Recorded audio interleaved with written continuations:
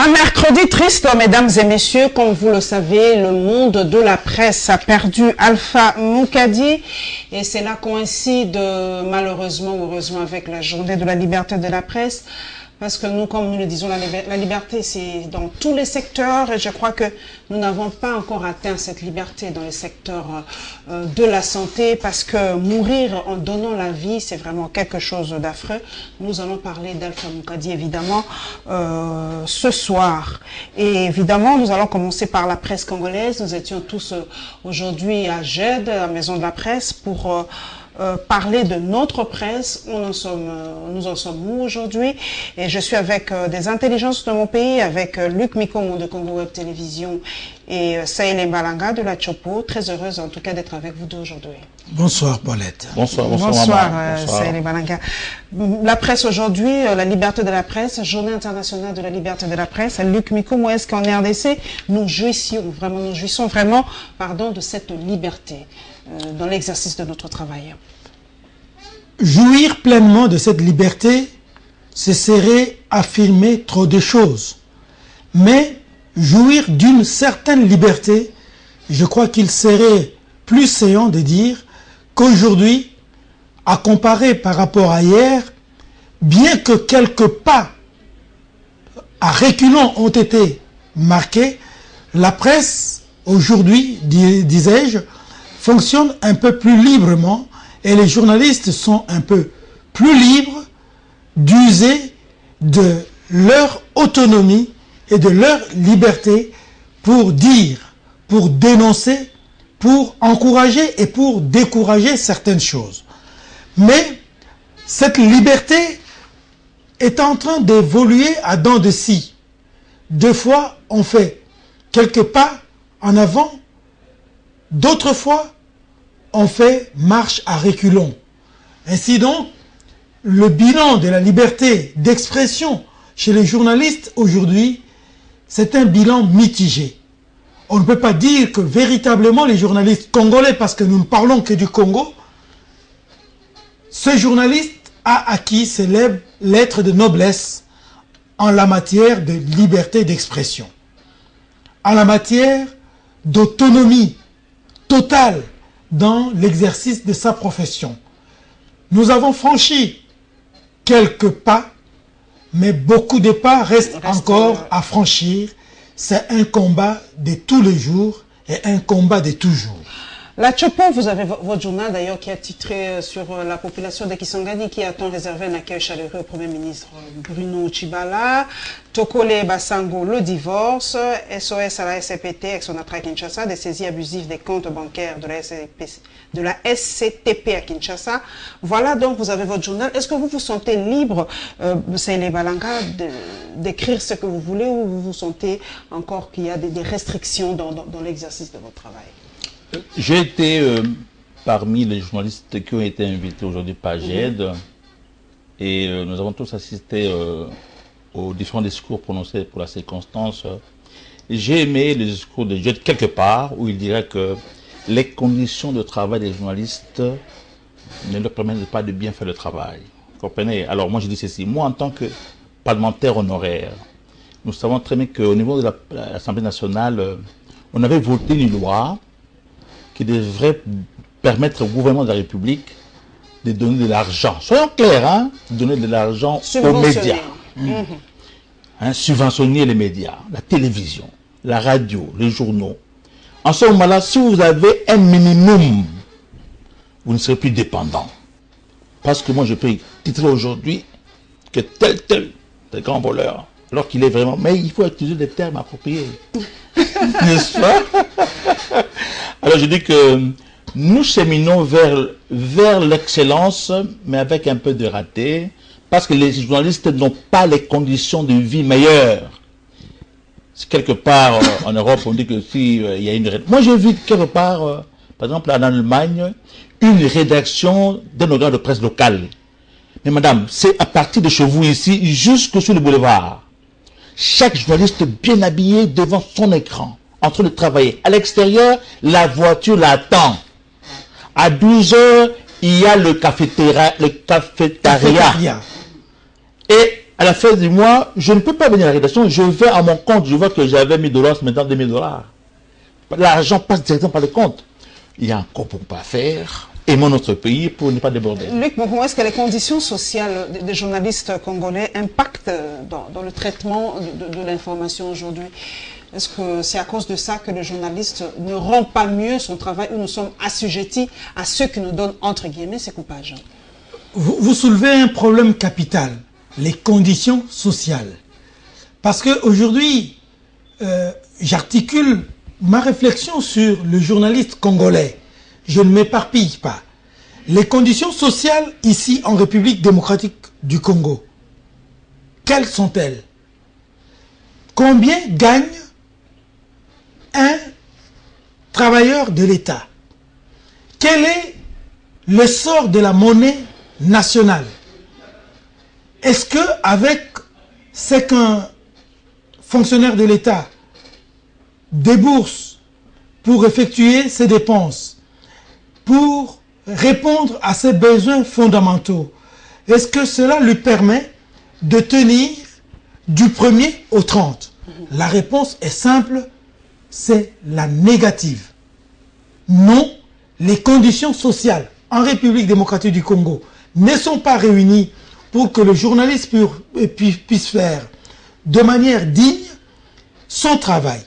Est-ce que cela impacte sur le travail du journaliste? Que oui, parce que il suffirait que Saïlé, qui est un député honoraire, ait conclu certains pactes avec ses anciens amis parlementaires, que l'un l'appelle, cher ami, tu as ton journal La Chopo, j'ai tel article, voici les problèmes, et je te donne 5 000 francs, 5 000 $. Vous êtes sûr que Saïlé, en prenant son stylo, va demeurer totalement impartial et écrire un article articulé de manière équitable? Je crois que non. Parce que le poids de 5 000 $ pesera tellement et le stylo sera lourd pour dénoncer les méfaits dont ce député, qui est encore au Parlement, se serait rendu coupable. Et cela, pas seulement chez les journalistes, chez les responsables. Dans tous les domaines. Hein, dans le portefeuille de l'État. La corruption a atteint un seuil incroyable. La corruption a atteint un seuil incroyable. Et l'impunité. Puisque si corruption il y avait, et que de l'autre côté, il y avait un bâton pour réprimer, je crois que la corruption existe partout au monde entier, même aux États-Unis, même en France, même en Belgique, en Allemagne, en Grande-Bretagne. La seule différence avec nous, c'est qu'eux, ils sanctionnent quand ils découvrent cela. C'est ça la différence. Donc, quand on a découvert que là, il y avait corruption, vous voyez, avec les élections avec Fillon, en France, Fillon, qui a souffert, usage d'emploi fictif, c'est-à-dire corruption, hein, c'est-à-dire coulage des recettes de l'État. Et il a été sanctionné par les Français qui l'ont déclassé de la course. Tout à fait. Un tel monsieur ne peut pas figurer parmi ceux pour qui les Français devraient être appelés à exprimer leur voix. Ici, chez nous, nous apprenons que le gouvernement... D'ailleurs, c'est la question que j'avais posée. Voilà. Parce que nous entrons, c'est ça le journalisme d'un sujet à un autre. Vous avez parlé de la corruption, de l'impunité. Ça, les Balanga. D'ailleurs, le gouvernement tarde à sortir. Je sais que vous êtes un fait limier parce qu'on a ouï dire qu'il y a certains noms qui ne plaisent pas au chef de l'État parce qu'ils sont trempés dans des affaires... louches à l'époque. Donc, est-ce vrai? Est-ce qu'aujourd'hui, chez nous, quand quelqu'un vole, on ne le sanctionne pas et pourtant on a l'impression qu'on lui donne encore quelques galons, quoi, si je peux me permettre cette expression? Madame, je suis étonné de voir que tout le monde s'accroche à devenir ex-ministre. On n'a même pas un cursus, on n'est pas capable de faire quelque chose. On dit que non, moi, dans le camp de mon parti ou de tel rassemblement, parce qu'il y en a autant de rassemblements, hein. je dois devenir ministre. Et on pense que je vais devenir ministre de transport. Mais vous n'avez même pas de qualité managériale pour arriver à diriger le ministère tel que vous souhaitez. Vous comprenez, madame? Alors, nous disons que c'est d'ici à 3 à 4 jours, ça sera les 7. Mais attention, le chef de l'État adore souvent le chiffre 7. Hein? La fois passée, moi je partais déjà à Kisangani, j'étais à l'aéroport, c'était un 7 décembre quelconque, ma tête a été nommée Premier ministre. 7. Et depuis le départ, il n'est pas encore parti, mais ça fait maintenant presque un mois, et le 7, d'ici 4 jours, ça sera le 7. Attention, peut-être que c'est le jour-là où le président de la République va signer l'ordonnance nommant le nouveau membre du gouvernement. Donc, tout le monde ne peut pas devenir ministre, ni président de la République, ni député, mais il faut passer quand même par le chat de l'aiguille pour prétendre. Il faut avoir quand même des capacités. Seul, de votre champ, vous dites que moi, je peux devenir tel ministre, j'ai la capacité. Parce que si on sait parler le nom de X, au moins celui-là par rapport à l'autre. Voilà. Luc Mekongo, c'est vrai que le cursus, on dirait en République démocratique du Congo, Saïd Balanga a soulevé un point essentiel, on dirait que le cursus, le CV des gens n'ont pas d'importance en RDC. On ne connaît pas aujourd'hui qui est qui en RDC. À l'époque de Mobutu, on se rappelle, il y avait le fameux livre Ouzou, aujourd'hui qui est qui. Mais aujourd'hui en RDC, si on me demande le cursus de tel, on ne sait pas d'où il sort, d'où il vient. Est-ce que le cursus n'a vraiment pas d'importance dans notre pays? Pire encore, Paulette. Aujourd'hui, un peu comme hier également, la politique, c'est le domaine qui paye le mieux. Et les politiciens pensent que la population n'a pas de mémoire et que n'importe qui peut venir aisément s'aventurer sur le terrain politique. Les rebelles, c'est-à-dire les gens qui ont tué des Congolais, ont versé le sang. Ils vont en exil, ils rentrent. Il y a des crimes imprescriptibles, madame. Il y a des crimes imprescriptibles, des crimes de viol, des crimes de crimes contre l'humanité. Ça, c'est imprescriptible. Sont imprescriptibles. Mais que n'a-t-on pas vu? On a vu un monsieur, Gideon Kyungu, dans le Katanga, qui a tué les gens, qui a bouffé de la chair humaine, anthropophage, qui sort de la forêt avec un t-shirt, je traduis, Rumela, qui aujourd'hui est président d'un parti politique. Membre de la majorité présidentielle. Membre de la majorité présidentielle. On a vu monsieur Lumbala s'étant engagé dans le M23. Avant même, il avait fait la guerre, tuant les gens. Il rentre en faveur de pourparlers du centre interdiocésain. On le soulève sur Chipoy. On a vu des voleurs publics, des gens qui étaient ministres. Ministre à un moment. Non, je voulais d'abord parler des gens qui étaient députés, envoyés en mission dans certaines entreprises. Ils ont voulu voler. Aujourd'hui, ils disent qu'ils doivent être ministres. Et on a vu des ministres qui ont volé, détourné, qui ont acheté du mauvais matériel pour la République. Ayant été dans le gouvernement, mis de côté, ils sont peinards. L'impunité est devenue la mode chez nous. Et tout le monde croit que je peux faire n'importe quoi. Et parce qu'il n'a pas su.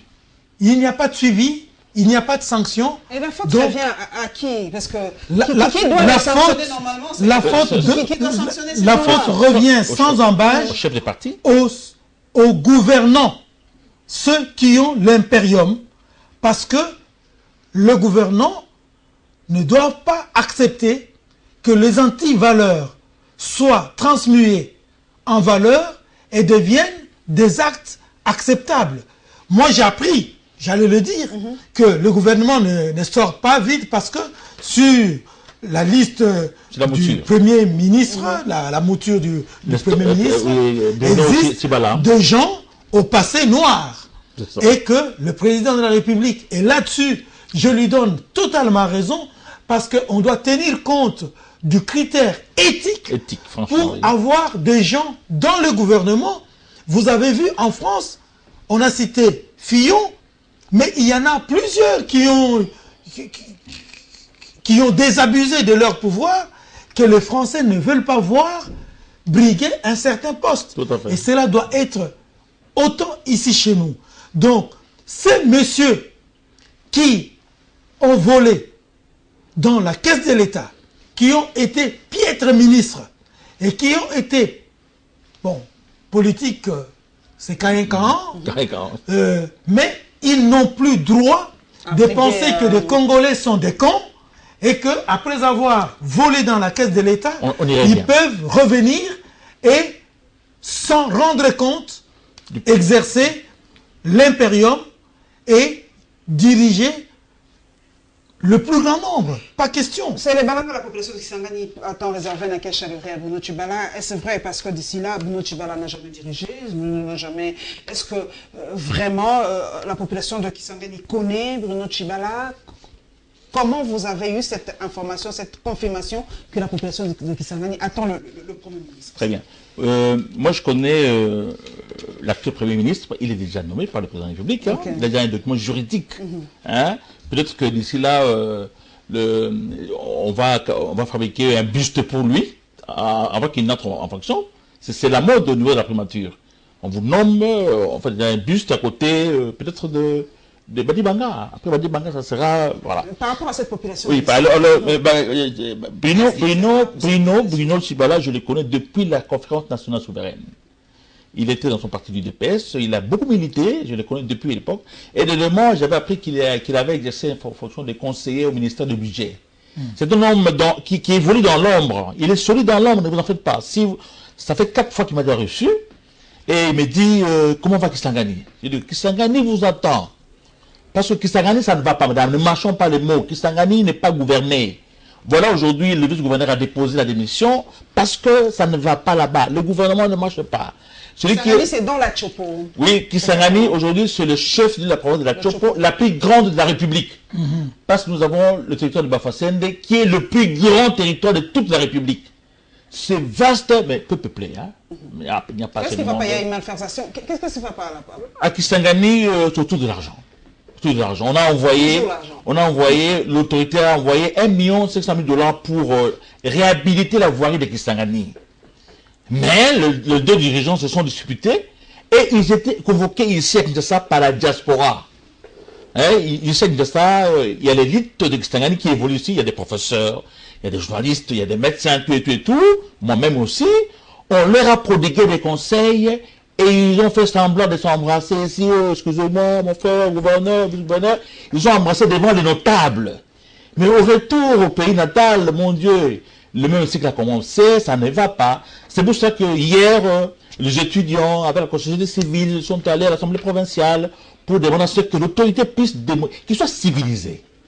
Comme le vice a démissionné, lui aussi doit démissionner, etc. Alors, dans tout ça, au jeu des coups de fil, la population de Kisangani demande que si, d'ici la fin de cette semaine, peut-être, ça dépend du pouvoir de gestion du chef, hein, le chef est nommé à tout moment, hein, si Bruno, le gouverneur Bruno est confirmé, et il passe devant les députés nationaux, ils sont acceptés, ils sont validés, tout. Première démarche, Bruno doit aller à Kisangani, parce qu'on ne comprend pas que Kisangani, c'est une ville construite dans une île, entourée par la rivière Chopo et le fleuve Congo. Une belle... Dernièrement, j'étais avec l'ambassade de Suisse. Il me disait que mon oral le Saïlé, vous avez une belle ville, vous avez l'architecture est là. Il faut pas embellir votre ville. Est-ce que vos enfants connaissent Kisangani? Non, mes enfants sont nés à Kinshasa. Mais il faut amener les enfants à Kisangani pour faire le sport nautique. Hein, pour voir comment... La ville est belle, vous comprenez de ça? Alors, la population de Kisangani attend Bruno est Premier ministre de la République. C'est son tour. Attendons le tour des autres. Mais dès qu'il sera investi, il va venir à Kisangani. Peut-être que Congo Web sera de la partie. pour filmer les images, etc. Mais on attend, on attend. Alors, Luc, mais comment ce énième gouvernement, on attend toujours, Sahel nous a soufflé, a dit peut-être que le chef de l'État d'ici le 7, comme il adore le chiffre 7, attendons jusqu'au 7 mai, mais ce gouvernement, selon vous, vraiment palliera à toutes les situations qu'il y a, parce que déjà on sait que dans les alentours de Kananga, dans les villages, il n'y a pas eu l'examen d'État, la dissertation ne s'est pas passée, on a brûlé les items, bon. En ce qui concerne la décapitation des inspecteurs, c'est encore à vérifier, mais la situation est tellement tendue. Alors, selon vous, en tout cas, est-ce que ce gouvernement aura la poigne pour vraiment faire baisser un peu cette tension sociale? À part ça, il y a aussi le dollar qui ne fait que grimper. Il y a beaucoup de problèmes. En fait, il y a vraiment la chance de... On dit en français qu'on ne se lave pas le visage avec un seul doigt. Je crois que quel que serait le gouvernement qui viendrait, il serait incapable de résoudre, c'est-à-dire répondre de manière efficace aux attentes de la population. Je dirais à Saïlé que la Chopo ou Kisangani n'est pas la seule province aujourd'hui confrontée à de pareils problèmes. C'est partout. Dans les Katanga, dans les Kwilu, dans les Kwango, j'en passe des meilleurs. Le cas de malversation financière, le cas de détournement, le cas de corruption. De cohabitation difficile. Des cohabitations difficiles, j'en passe des meilleurs. C'est devenu le dada des politiciens congolais. Et aujourd'hui, le gouvernement qui vient, on n'attend pas qu'il opère des miracles, loin s'en faut. Le gouvernement qui vient a deux missions essentielles. Et parmi les deux missions, l'une, je la disqualifie déjà, le fait de revoir la situation sociale des Congolais, impossible. Parce que aucun gouvernement n'arrivera à résoudre un tant soit peu la condition sociale du Congolais. La seule mission qui reste, c'est l'organisation des élections. Et même là, on aura organisé les élections. J'ai entendu la CENI publier que dans certaines provinces, on a lancé l'opération. À Kinshasa, c'est incessamment aussi. À Kinshasa, c'est incessamment. Ça devait déjà intervenir au mois d'avril. Hein. Ça n'a pas eu lieu. Hein. À Kinshasa. Et puis, j'ai entendu la CENI dire qu'au Congo, on a ouvert un bureau à Kenge. Mais le Congo est vaste. Il n'y a pas que Kenge. Il n'y a pas que Kenge. Et l'opinion semble distraite. Mais je sais que le Congolais, peut-être c'est un peuple attentiste, mais il n'est pas amorphe. Viendra un moment où le Congolais prendra sa responsabilité, son destin en main, comme tu aimes le dire, et va s'assumer pleinement. En ce moment-là, il n'y aura ni commandant, ni commandé. Tout le monde va se mettre dans l'école du destin commun et du bonheur commun à partager ensemble. Nous allons voyager un peu, c'est vrai, nous sommes tous patriotes, mais ce qui se passe ailleurs nous intéresse toujours. Les élections en France nous passionnent parce que nous aussi nous attendons les nôtres incessamment. Nous croisons les doigts, mais l'élection française nous passionne parce que nous sommes liés à la France. Alors, élection en France. Aujourd'hui, les deux cas, c'est Fillon, Le Pen. Mais non, c'est Macron. Macron, Le Pen. Mais ce qui semble paradoxal, nous les Africains, beaucoup de Noirs préfèrent Le Pen. C'est la question à vous deux. Pourquoi cet amour envers Le Pen, aujourd'hui, par les Noirs? Les Noirs africains, beaucoup. Hein, je discute avec beaucoup d'amis qui préfèrent voir Le Pen passer. Peut-être que ça sera l'équation qui s'est déroulée aux États-Unis où Hillary était publicité pour entrer président de la République, mais en dernière minute, Trump a embrouillé les cartes. Oui, je me souviens, moi je suivais ça à la télévision, aux alentours de 1h du matin, le directeur de campagne de Hillary est venu, presque les larmes aux yeux, pour demander à l'assistance aux fanatiques de Hillary, bon, vous pouvez rentrer à la maison, vous allez suivre les résultats vers la fin, tout. Moi, bon, excusez-moi, j'ai aimé Trump.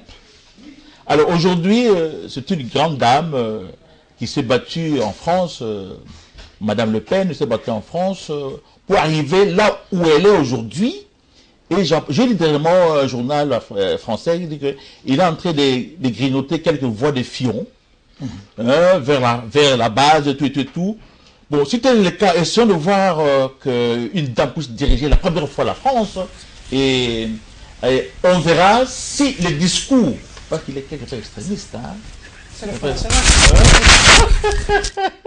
Alors voyons voir, donnons la chance à madame, la parité oblige, que madame accède à la magistrature suprême pour faire la différence entre ce qu'elle disait au moment où elle était en campagne et en gérant les affaires de l'État. C'est différent, madame. Mais c'est vrai, Luc Mikomo, la question, on a fait des débats incroyables, c'est le mot nationalisme. On nous a dit, Paulette Kimoutou, le nationalisme de la France n'est pas le nationalisme prôné chez nous. Nous confondons ces deux notions de nationalisme et du patriotisme. Le nationalisme français, c'est du chauvinisme, c'est l'exclusion des autres, c'est le repli sur soi. Mais nous, Congolais, nous comprenons ça par le fait que les Français ne s'occuperont plus des problèmes des Congolais, ils nous laisseront tranquilles et nous allons arranger notre pays. Est-ce que c'est ça un peu, c'est peut-être la définition des conceptions qui pose problème? Parce que Le Pen, c'est le Front National, c'est l'extrémisme, c'est le racisme et tout ça, qu'on le veuille ou pas. En fait, la réalité, c'est quoi? Pour rebondir sur ce qu'a dit mon confrère Saïlé, la réalité, c'est que les communicateurs de Trump ont bien lu les signes. C'est comme dit Greimas, l'humain évolue dans un système de signifiants. À un moment donné, l'équipe de Trump a mis dans la bouche de Trump les discours que l'Américain voulait entendre. Tout à fait. Et c'est un discours qui reflétait quelque part la vraie réalité américaine, sans hypocrisie. C'est pourquoi je dis que il y a à craindre, il y a risque que cela puisse se reproduire en France. Parce que si vous décryptez les élections françaises de ces dernières années, l'extrême droite arrive toujours au deuxième tour. Une fois seulement en 2002. Hein. En 2002. En 2002. Tout à fait. Et aujourd'hui, ça fait aujourd'hui. Tout à fait. Mais en 2006, en troisième position. En troisième position. Donc, il y a une coalition il y a quelque part où l'on constate que le Front National est en train de grimper. Il dépasse les centristes. Lors de toutes les élections françaises que nous avons auxquelles nous avons assisté, le Front National est toujours parmi les trois premiers. Et finalement, quelque part, il joue à l'arbitre pour faire un président de France. Si le Front National tombe, les deux cherchent à récupérer des voix que le Front National aurait pu glaner. Ça, mais maintenant, mais oui, parce qu'en France, ne t'en fais pas, on ne devient pas président sans passer, d'abord sans avoir une base solide lors des législatives, donc au Parlement. Les législatives viennent après, non? Les élections législatives viennent après l'élection présidentielle en France. Oui, mais il y a plus, mais il y a saisonnièrement, de manière régulière, des législatives pour préparer finalement les présidences. Alors, moi je dis que je sais que la France, elle est un peu rigoureuse parce que j'ai entendu des candidats de la droite appeler les électeurs à voter pour Macron. Mais d'autres candidats dans la même droite et même dans la gauche de Macron ont refusé de soutenir Macron. Donc, c'est un peu compliqué. L'issue était certaine. Je reçois Joël Cadet. Merci mon frère d'être passé. Nous parlons un peu de l'élection en France parce que nous aussi nous aurons nos élections. Nous espérons avoir des débats passionnants comme on l'a eu en France. Mais c'est la montée du Front National, et d'ailleurs on nous dit que nous Congolais nous sommes tous du Front National parce que les Congolais sont nationalistes, patriotiques, n'aiment pas se plaindre du fait que les immigrés prennent nos places, prennent nos jobs et tout ça. Est-ce que le Congolais est en soi extrémiste? Non, merci madame pour l'invitation et surtout pour la considération de mettre aux côtés des baobabs de la presse.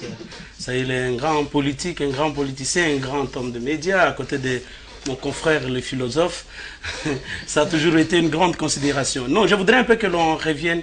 Les nationalistes français n'est pas à comparer avec le nôtre. Le nôtre, c'est, quand on parle nationalisme, c'est le repli sur soi, c'est l'abandon des autres. Ça c'est les Français. Non, ça c'est le Congolais.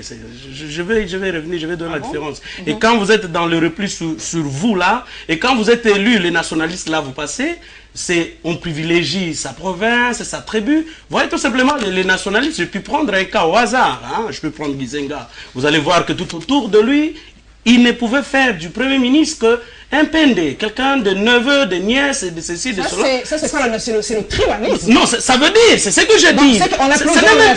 On a plusieurs nations en RDC. D'abord, en République démocratique du Congo, le débat ne se pose pas d'abord au niveau du nationalisme, du patriotisme. Le problème est que nous n'avons jamais réussi à bâtir une nation en République démocratique du Congo. Nous n'avons jamais réussi à bâtir une nation. C'est un foisonnement de plusieurs nationalités et on le récolte. Et ceux qui veulent détruire ce pays savent que c'est l'unique faiblesse, c'est le fil du rasoir sur lequel nous sommes assis pour en tout cas créer un chaos, pour créer un déluge. Vous avez vu la précipitation avec laquelle on nous a poussé dans les découpages. Et vous voyez maintenant les foyers de tension partout. Donc les stratégistes de la République démocratique du Congo, lorsqu'ils vous poussent ou ils vous bousculent vers les nationalismes, c'est pour pratiquement le tribalisme, l'ethnicisme, ainsi de suite. Tandis qu'en France, il ne faut pas confondre la France. La France n'a pour richesse que le vent et la terre sur laquelle elle marche. Et la France a été bâtie de richesses qui viennent de l'extérieur. Donc quand on parle nationalisme, là ici, le Front National a grimpé un peu. En 2002, c'était suite à l'attentat de World Trade Center aux États-Unis d'Amérique. C'est la crue du terrorisme qui a fait en sorte que toutes les nations ont une sorte de phobie, une sorte de peur vis-à-vis de l'étranger. Des Arabes surtout, peut-être. Des Arabes essentiellement. Donc ce qui a fait que toutes les nations occidentales ont commencé à avoir une sorte de phobie vis-à-vis de l'étranger. Ce n'est pas du nationalisme au sens tel que lorsque Le Pen va passer, on va plus s'occuper de la RDC, on va plus s'occuper, mais écoutez, l'autre uranium, la société française, Avena, elle va traiter, elle va exploiter quoi? C'est-à-dire les fondamentaux de la politique étrangère des États-Unis d'Amérique, les fondamentaux de la politique étrangère de la France restent les mêmes, quel que soit le président qui passe en fonction. Donc le Front National ne changera rien, que ce soit Le Pen, que ce soit Macron. Que ce soit Macron, que ce soit... Donc moi, lorsque je trouve les Congolais en train de parler, c'est comme si lorsqu'il y a un nouveau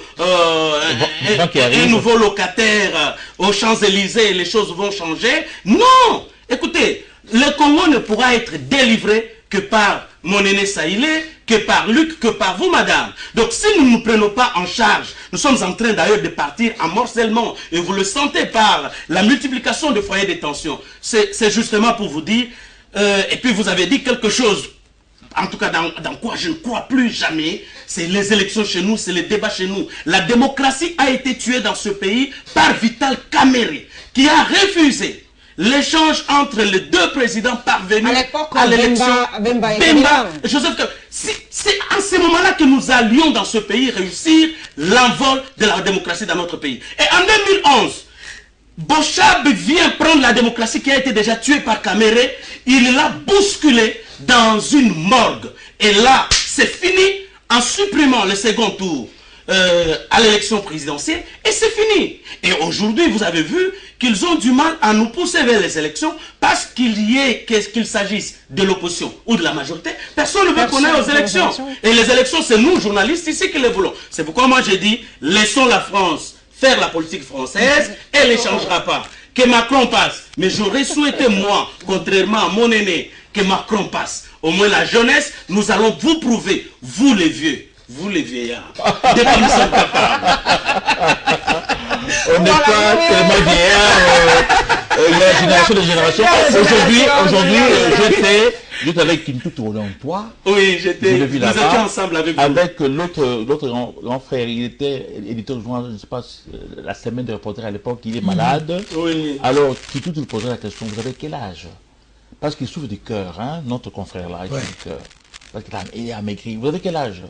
J'ai 66 ans. Mais vous êtes encore jeune. Moi, j'ai 76 ans. Je m'approche de 80. Vous comprenez un peu ça? Moi, j'ai la soixantaine, bien sûr. Mais je suis encore solide parce que je fais la gymnastique. Je fais l'effort. Je fais l'effort. Vous avez abandonné la voiture, j'essaie. Vous êtes toujours à pied. Je le fais dans la voiture Mercedes. Et sur quoi je fais le marche à pied. Oui. Et je suis comme un Suisse, un patron suisse. Un patron suisse, moi je distribue mon journal.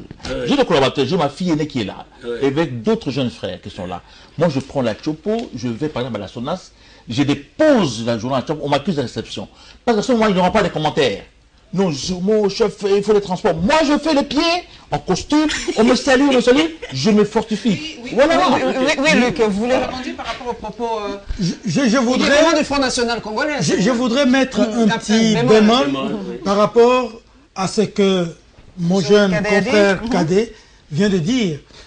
Il est vrai que les nations que nous appelons des vieilles démocraties ont une tradition, quel que soit l'homme qui vient au pouvoir, il y a des lignes fixées. Les institutions sont fortes, comme on dit, chez eux. Voilà. Mais il faut lire les choses avec des lunettes, j'allais dire, de demi-écrit. Le contexte international... À double foyer, il est à double foyer. Le contexte international a changé. Je sais que, quel que soit le Front National, ou la gauche encore. Non, c'est plus tellement la gauche, c'est Macron. Macron, c'est le centre. Oui. Quel que soit l'extrême droite ou le centre qui viendrait au pouvoir en France, la politique étrangère ne changera pas beaucoup. Mais ce qui va changer, c'est l'échelonnement des priorités par rapport à l'étranger. Ça va changer. Et c'est ce que nous voyons. L'Afrique sera où? Ce sera un instant. Au calendrier grec, hein, l'Africain. Non, ils vont s'occuper de chômage. Si l'Afrique était dans le gouvernement de gauche à la 3e position, elle pourrait redescendre à la 5e position. Mais l'Afrique sera toujours là. Si l'Afrique était à la 2e position, elle n'aura pas toujours la même position. Mais il est bien vrai, comme le dit Cadet, que nous ne devons pas trop nous soucier de ce qui se passe en France. Notre sort est ici et nous devons jouer notre partition ici. S'il faut faire changer les choses, c'est à partir d'ici que nous devrons faire changer les choses. Mais nous ne vivons pas en vase clos. Nous ne vivons plus en léthargie. Parce que si nous ne nous occupons pas de ce que font les autres, eux s'occupent de ce que nous faisons. Vous avez cité à Reva. Et donc, nous devons faire très attention aux faits et gestes de l'autre pour ne pas être surpris. Le dernier tour de table est consacré à Alpha Moukadi, un petit témoignage, parce que d'ici là, elle sera en tout cas portée en sa dernière demeure. Mais nous qui sommes restés, nous avons toujours un petit mot pour elle. Je commence par Cadet, comme elle est venue. Vous avez connu Alpha Moukadi. Est-ce que vous avez un mot, un témoignage par rapport à elle? C'est vrai qu'aujourd'hui, mourir en plein accouchement, ou après l'accouchement, parce que je ne sais même plus quoi dire, parce qu'elle avait... C'était après l'accouchement, justement. Elle avait eu sa fille et quelques jours après, elle est partie. C'est un peu ça la problématique aujourd'hui, Joël Cadet. C'est la mortalité après l'accouchement. Qu'est-ce qui se passe en RDC? Non, ma soeur, vous savez tellement basculer les sentiments que je ne sais pas. Moukadi, c'était une des journalistes les plus proches de ma personne. Les plus proches, grâce à vous bien sûr, c'est à travers, quand vous avez fondé Journalistes en Action, qu'elle s'est faite très, très intime à moi. Je pouvais avoir un problème avec un confrère, avec une consoeur. Elle vient inbox, elle déconseille. Elle évitait de me parler en public. Jamais. Même si elle n'est pas d'accord avec ce que je fais. En public, lorsque nous sommes avec vous tous, elle évite. Et puis après, elle m'appelle en langue. Et commence à me dire, non, Tatou, tu vois, il ne faut pas faire ceci, il ne faut pas faire cela. Donc, elle était une mère, elle était une femme, elle était une consoeur, elle était une sœur. Donc, elle était plusieurs choses à la fois par rapport à moi. Moukadi, sa mort me rappelle la mort du jeune frère au patron Saïlé, Jeff Saïlé, son épouse, qui a mis au monde très bien, mais partant à l'hôpital, on a commencé à transfuser sans avoir regardé la tension. La femme est partie. Et nous l'avons pleuré il y a 2 ans, je crois. Oui. Mais si des choses comme ça arrivent à Kinshasa, dans mon village, qu'est-ce qui se passe? Dans le chef-lieu de mon district, de mon territoire, qu'est-ce qui se passe? Ce qui fait que, ma soeur, nous n'avons plus d'État. L'État congolais a démissionné. Je disais ici que le débat était tout autour de la nation congolaise, que nous étions en train de fabriquer le foisonnement de plusieurs nations pour avoir une nation congolaise que nous n'avons pas. Mais ici, la mort de Alpha Moukadi remet sur la table l'existence même de l'État congolais. On n'en a pas. Parce que dans d'autres pays, ce sont des procès qui doivent s'ouvrir vis-à-vis du médecin qui l'a fait accoucher. On ne peut pas. Au 21e siècle, Madame Paulette, vous allez pour donner la vie et vous laissez la vie. Non, non, non, c'est impossible. Les moyens ont été entrepris par l'Organisation mondiale de la santé pour réduire sensiblement la mortalité maternelle, je crois. Donc, les efforts ont été fournis. Mais moi, je ne vois pas toutes les campagnes ici, tout ce que l'on fait comme don. Les ministres que nous avons, celui qui paraît avoir vendu le bulletin de santé de Tshisekedi et ainsi de suite, qui est le ministre de la Santé. Je ne vois pas ce qui se passe chez nous. Je ne comprends pas. C'est là où je vous dis qu'il y a lieu que nous puissions nous battre pour la reconstruction de l'État. Vous voyez même ce qui se passe dans le Kassai qu'on sort là. On vient, on arrête 2 personnes, on les amène en brousse, on va les tuer. Et puis, l'État lui-même a le loisir de venir vous présenter les preuves de l'absence de son autorité. Non, il faut être fou pour accepter des choses comme ça. Luc, mais comment, quand Alpha Moukadi est parti en donnant la vie, c'est vrai, Joël Cadet, vous comprenez son émotion. Il a dit sous d'autres cieux, ce serait des procès en cascade, mais chez nous, qu'est-ce qu'on peut faire, qu'est-ce qu'on peut dire? C'est peut-être une autre problématique, c'est la mutuelle de santé de journalistes. Alpha Moukadi était journaliste. Vous voyez comment nous mourons abandonnés à notre triste sort. Est-ce qu'on doit parler de cette problématique de la mutuelle de santé des journalistes? On doit mettre ça sur la table, parce que c'est une occasion peut-être pour nous de revoir un peu la situation sociale, surtout de côté médical pour nous, autres journalistes. Je constate que vous aimez bien la situation sociale, parce que c'est ce qui fonde un État. Et quand vous dites Alpha Moukadi, je mets d'abord de côté la mutuelle de santé des journalistes. Moukadi était femme mariée. Son mari est un banquier. Moukadi est allée accoucher. Et elle a accouché par césarienne. En tout cas, à ma connaissance, quelle que soit l'évolution de la science, je n'ai jamais vu, et je parle de ce que je maîtrise, je n'ai jamais vu une femme accouchée par césarienne qui est renvoyée chez elle 4-5 jours après. Ça, peut-être que la science a évolué, la médecine, mais je voudrais que la lumière soit faite sur la mort de Alpha Moukadi. Parce que elle est allée accoucher. C'était par césarienne. On a retiré l'enfant. Elle est restée seulement 4-5 jours à l'hôpital, à la maternité. On l'a renvoyée à la maison. Et c'est à la maison que les complications ont surgi. Elle revient à l'hôpital. On essaye de joindre le médecin qui l'a prise en charge, injoignable. Et la situation s'est empirée et mort s'en est suivi. Je crois que moi, j'ai vécu avec Alpha Moukadi ici dans la rédaction comme collaboratrice, comme journaliste dynamique. Et je la compare souvent à ton dynamisme, au dynamisme de Gaël Kibungu, mais je la compare aussi à celle qu'était notre consoeur Esther. Elle était plus ou moins de cette trempe-là. Oui, exactement. Mais qu'elle meurt de cette manière, comme dit Cadet, il y a un problème d'organisation sociétale. Il y a un problème de gouvernance. Et le médecin qui avait pris en charge Alpha Moukadi ne doit pas rester tranquille et ne faire que constater la mort de Alpha Moukadi. Ça, je dis non. On doit nous dire de quoi elle est morte, puisque quand le médecin prend la décision de renvoyer le patient à domicile, C'est que tout va bien. c'est que tout va bien. Oui. Nous sommes presque à la fin. C'est le Balanga et nous pour clôturer cette émission en pleine tristesse. Enfin, un mot peut-être d'encouragement de tout le monde. Hein. Vous savez, les Chinois avec le mot d'ordre de Mao Tse-tung, esprit de Yukong, retour sur le manche. Aujourd'hui, la Chine est devenue une grande puissance qui commence à prêter l'argent aux Américains. Et nous, la RDC, avec toutes les richesses que nous avons, il y a des gens qui ne circulent pas, il y a des gens qui ne voyagent pas. Je ne m'orgueille pas parce que je me déplace souvent et je vois comment ils sont en train de vivre. C'est pour ça que nous demandons aux politiques que tout le monde ne peut pas devenir député, non.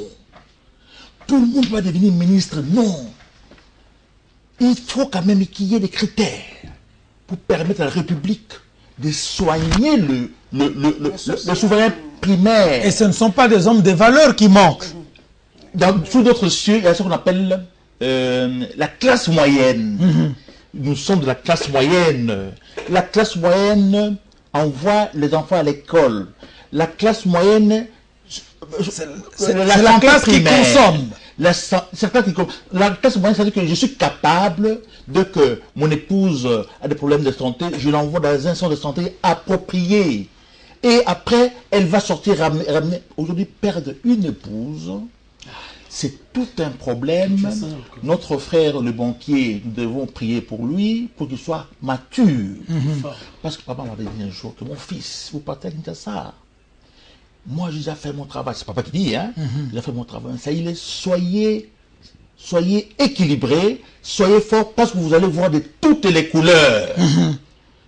Ne pleurez pas. Je demande au mari de ma consoeur de ne pas pleurer, de prendre le bébé, de le mettre à la disposition d'une femme sage, capable d'encadrer le bébé. Madame a mis combien d'enfants au monde? Un seul. Bon, c'était l'enfant chéri. Elle est là, suivant nos us et coutumes, hein. Madame est là, quelque part en train de nous regarder. Qu'est-ce qu'on fera de ma fille? Voilà. Courage à papa, le banquier, et à toute la famille de la consoeur. Voilà, en tout cas, merci à vous, mesdames et messieurs. Nous sommes vraiment sous choc. Merci à Joël Cadet vraiment d'être venu répondre à cette invitation. Vraiment hommage aux grandes dames vraiment qui nous ont quittés. Comme je l'ai dit, nous avons commencé Journaliste en action avec Esther Abedi. Hommage à toi, Esther. Et aujourd'hui encore Alpha Moukadi, ça fait extrêmement mal. Et en tout cas, je crois qu'entre nous, et comme je l'ai dit tout à l'heure, j'ai lancé l'hashtag Aimons-nous vivants. Aimons-nous vivants. Joël Cadet l'a dit, aimons-nous vraiment vivants, nous sommes vivants. En tout cas, balayons toutes les idioties, moi je l'appelle les imbécilités, mettons de côté, parce qu'on n'a qu'une seule vie aujourd'hui. Alpha est parti, même ceux qui avaient des problèmes avec elle ne seront plus jamais s'excuser. Ceux qui voulaient lui dire je t'aime ne pourront jamais le lui dire. Alors disons-nous je t'aime chaque jour et aimons-nous vivants. Alors merci à Joël Cadet d'Impact News d'être venu. C'est la liberté de la presse, vous avez senti les temps. Et c'est pour ça que moi je remercie le numéro 1 de cette chaîne, Gabriel Chabani, qui nous a octroyé cette liberté de parler. En tout cas, merci à vous et bonne journée de la presse à Gabriel Chabani. Merci à Luc Mikomo de Congo Web Télévision et à Saïd Balanga de la Chopo. Merci à toi, Maurice Gigandou. Je sais que le temps qui m'a été imparti est terminé, mais merci à Yatatou, comme on l'appelle, à l'équipe technique. Et bon Bonne continuation de semaine à tous les journalistes de presse pour le progrès, mesdames et messieurs. Avec tristesse, nous vous laissons et nous sommes encore en train de pleurer Alpha Moukadi et nous nous retrouvons le mercredi prochain. Au revoir. Avec un plaisir. Au revoir.